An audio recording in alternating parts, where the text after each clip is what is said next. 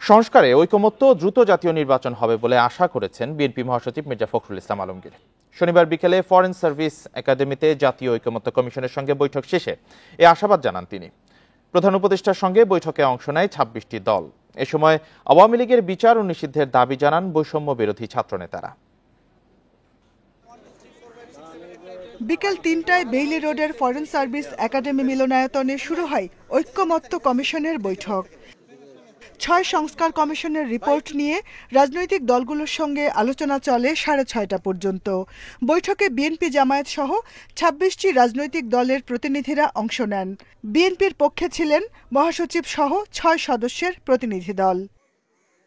বৈঠকে বৈষম্য বিরোধী ছাত্র আন্দোলন এবং জাতীয় নাগরিক কমিটিও অংশ নেয়। ৩.৫ ঘন্টার বৈঠক শেষে বিএনপি মহাসচিব বলেন, তিনি আশা করছেন সংস্কার নিয়ে দ্রুত ঐক্যমত্যে পৌঁছাবে রাজনৈতিক দলগুলো। দ্রুত এই সংস্কারের যে ন্যূনতম ঐক্যমত্য তৈরি হবে সেটার উপর ভিত্তি করে অতি দ্রুত জাতীয় নির্বাচন অনুষ্ঠিত হবে, এটাই আমাদের প্রত্যাশা। জামায়াত নেতারা বলেন, সংস্কার নিয়ে যে কোনো ইতিবাচক বিষয়ে সমর্থন জানাবে জামায়াত। সকল পজিটিভ সিদ্ধান্তে জামায়াতে ইসলামী সমর্থন জানাবে, আমরা এটা ঘোষণা করছি এবং আমরা এটা বলেছি যে এই সংস্কার কমিশনের চূড়ান্ত সিদ্ধান্তগুলো পৌঁছার পরে যথাশীঘ্র সম্ভব যাতে নির্বাচন অনুষ্ঠিত হয় সেই প্রস্তুতি গ্রহণ করার জন্য। এদিকে বৈষম্য বিরোধী ছাত্র আন্দোলন এবং জাতীয় নাগরিক কমিটির নেতারা আওয়ামী লীগের বিচার ও নিষিদ্ধের দাবি জানান।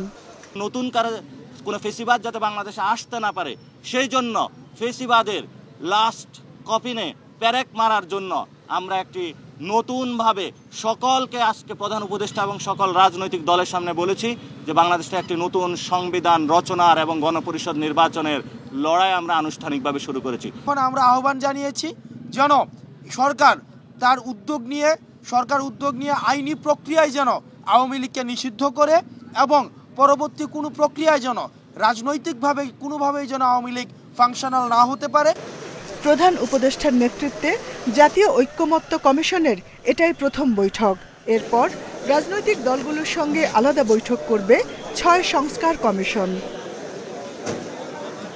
Jahanara Parvin, independent news, Dhaka.